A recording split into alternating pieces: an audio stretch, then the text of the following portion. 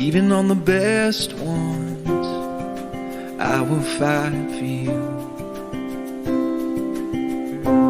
Even in the heartbreak, even when we win, I'll be loving you over and over again. You'll be mine over and over again. I'll choose you every time.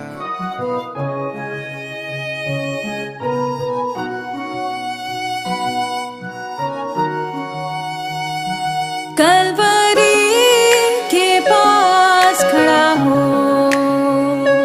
खून की धारा देखता जा, तेरे पापों का यही दाम दिया है मसीह यीशु ने।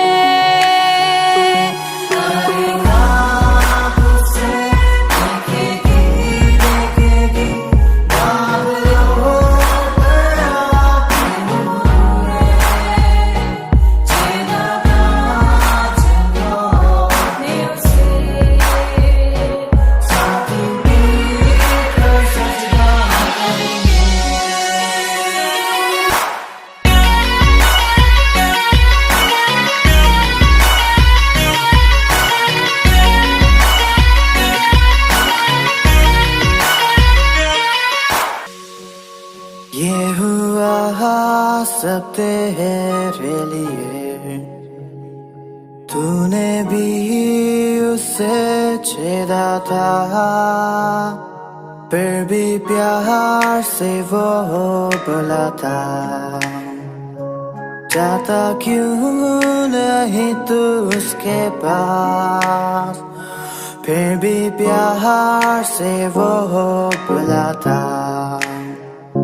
जाता क्यों नहीं तू उसके पास।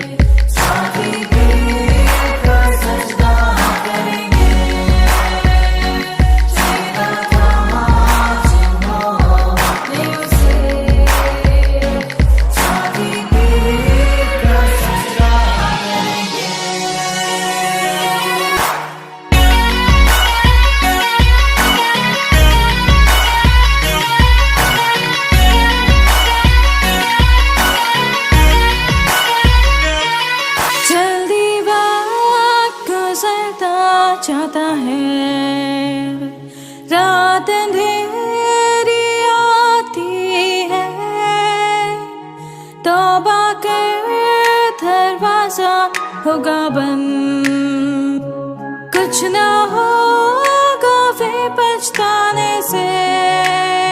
हम प्रभु परमेश्वर को धन्यवाद देंगे आज की सुबह के लिए, जो सुंदर सुबह प्रभु ने दी है, ताकि हम प्रभु की महिमा करें।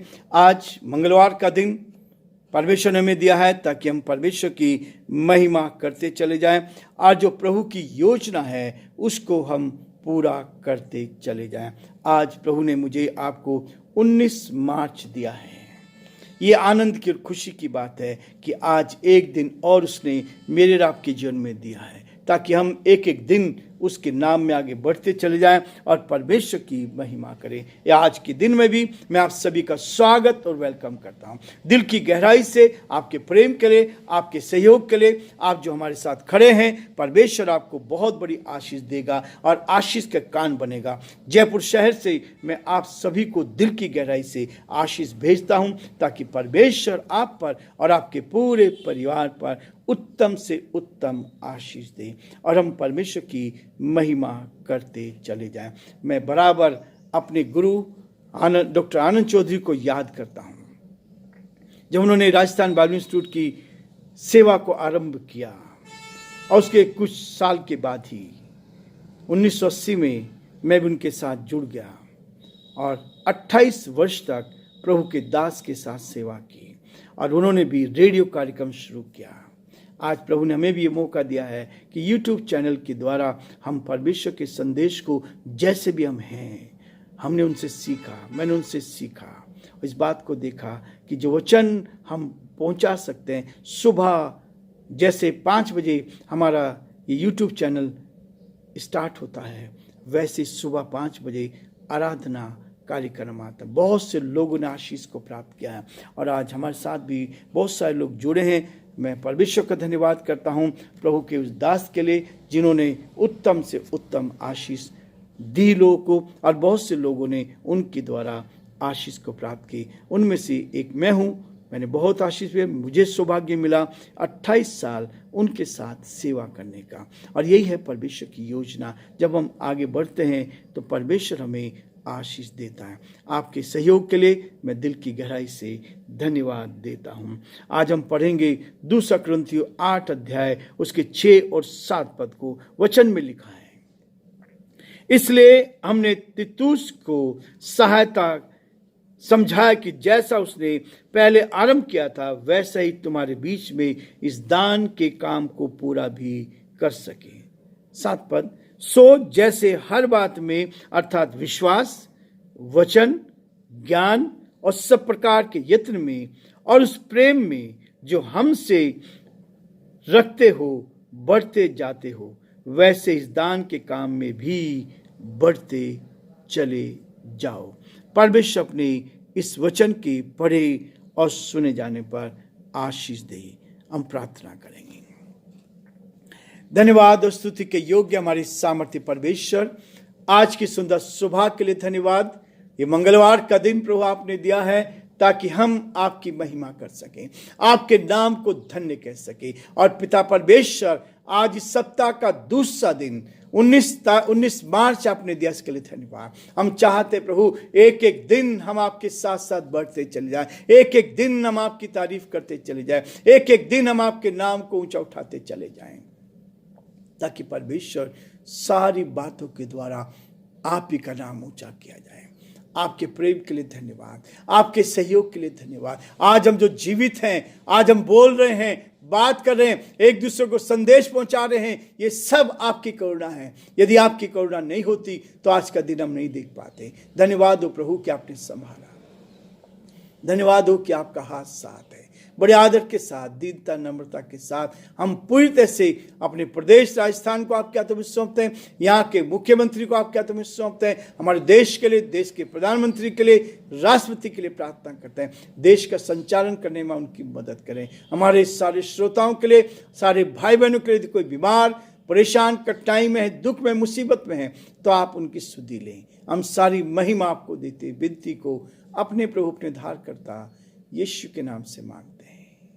आप प्रभु का धन्यवाद करते हैं कि परमेश्वर मुझे और आपको एक एक दिन आगे बढ़ाता है, एक एक दिन मेरे आपके जीवन में जोड़ता है। ये उसका बहुत बड़ा अनुग्रह है, बहुत बड़ा अनुग्रह है जब परमेश्वर हमें आशीष देता है।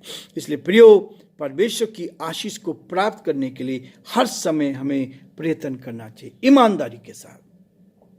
संसार की कोई भी भली वस्तु आपसे अछूती नहीं रहेगी, संसार की कोई भी भली वस्तु से आप वंचित नहीं होंगे। लेकिन यदि आप परमेश्वर की ओर देखते हैं, परमेश्वर की आशीष को प्राप्त करते हैं, तो परमेश्वर आपको उत्तम से उत्तम आशीष से भरपूर करता चला जाएगा। प्रियो, वचन में लिखा है, 2 कुरिन्थियों का 8 अध्याय का 7 पद में लिखा, जैसा हर बात में अर्थात विश्वास। प्रियो, परमेश्वर का वचन चाहता है हम एक दूसरे पर विश्वास करें, और न केवल एक दूसरे पर विश्वास करें, पर इन सब से बढ़कर उस परमात्मा पर, उस ईश्वर पर, उस परमेश्वर पर विश्वास करें जिसने मुझे और आपको बनाया है, जिसको हमने नहीं देखा है लेकिन उसको महसूस करते हैं, वो हमारी आत्मा में रहता है, वो आपके दिल में रहता है, वो आपकी आत्मा में रहता है, वो आपको शुद्ध और पवित्र करता है। ऐसा हम विश्वास में एक दूसरे पर विश्वास करें, जब आप बातचीत करते हैं, एक दूसरे के साथ संगति करते हैं, तो उस पर विश्वास करें।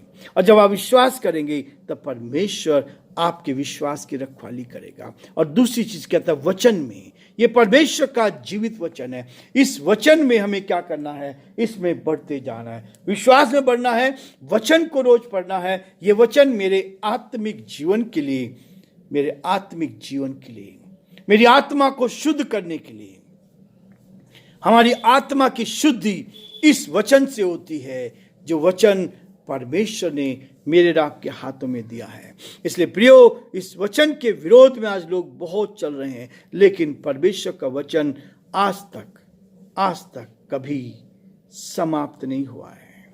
ये वचन चांद पे भी पढ़ा गया, ये वचन संसार में भी एक हर एक के कोनों में है, क्योंकि यीशु ने कहा था, तुम जगत की ज्योति हो, तुम पृथ्वी के नमक हो।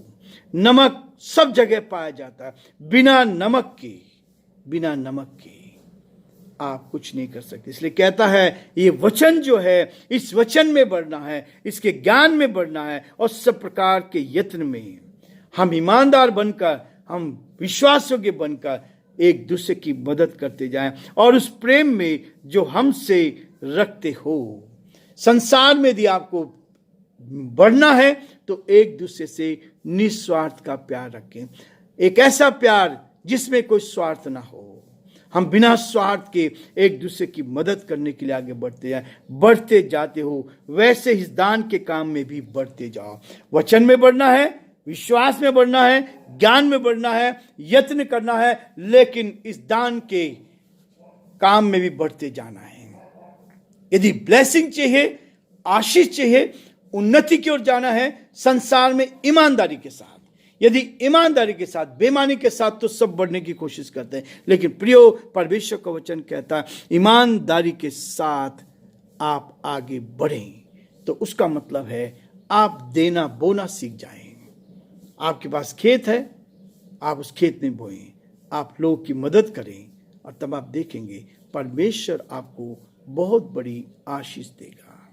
मैंने देखा प्रभु के दासों को जो वास्तव में सच्चाई के साथ चलते हैं।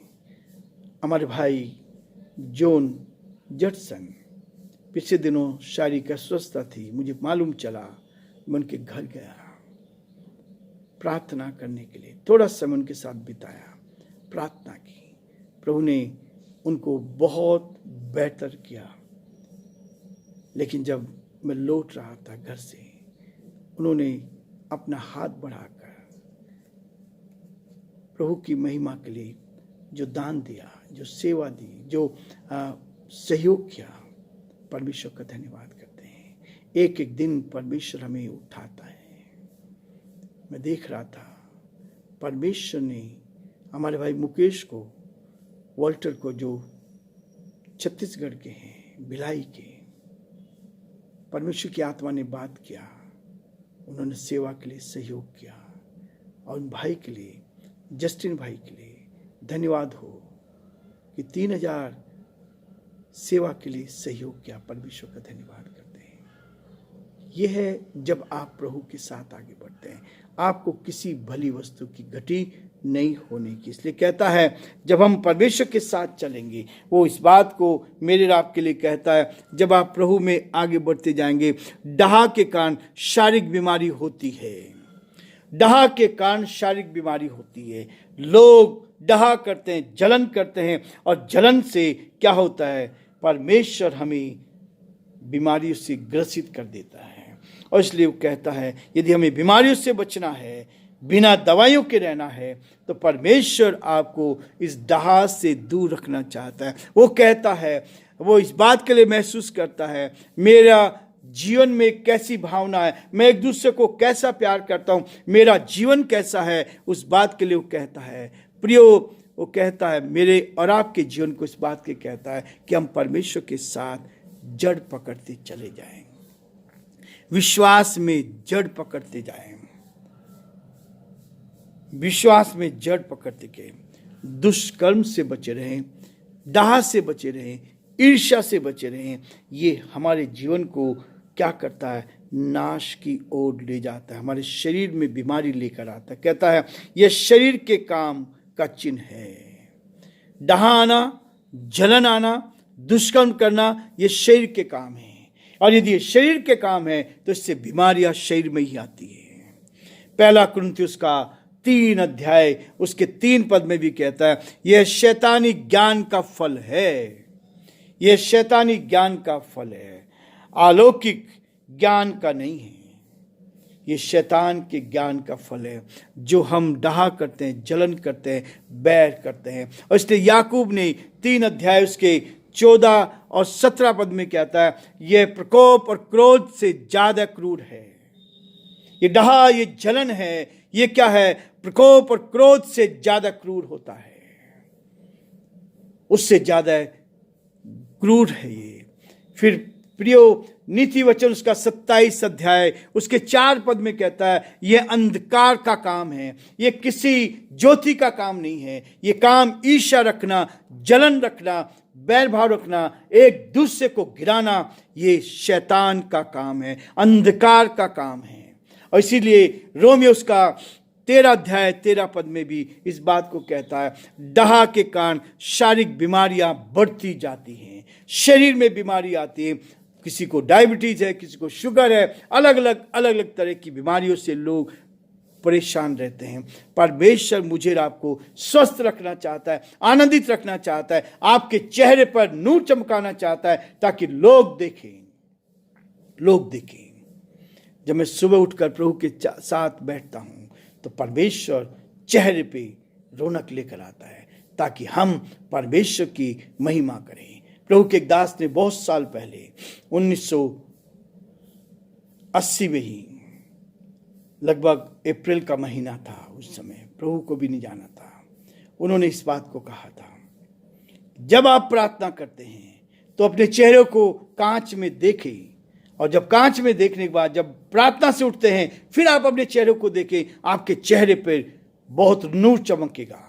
आप परमेश्वर की संगति करते हुए, उस परमात्मा के साथ संगति करते हुए आपके चेहरे पर नूर दिखाई देगा। इसलिए वो कहता है कि ये शारीरिक बीमारी होती है। और नीति वचन उसका 14:30 में कहता है और आत्मिक उन्नति में रुकावट होता है। डहा, जलन, बैर भाव, एक दूसरे को गिराना, एक दूसरे को नीचा दिखाना, एक दूसरे के विरोध में बोलना, ये सब कुछ परमेश्वर की ओर से नहीं है। ये क्या है? ये शरीर की आत्मिक उन्नति में हम गिरावट में रुकावट होते हैं। परमेश्वर मुझे और आपको इसी चीज से अलग रखना चाहता है। इसलिए पहला पत्रस का 2 अध्याय 1 और 2 में ये स्पष्ट करता है कि ताकि हम प्रभु के साथ आत्मिक जीवन में बढ़ते जाएं। प्रभु आप सबको बहुत आशीष दे और परमेश्वर का आप पर और आपके पूरे परिवार पर बना रहे ताकि आप जीवन में आगे बढ़ते जाएं और प्रभु की महिमा करते चले जाएं।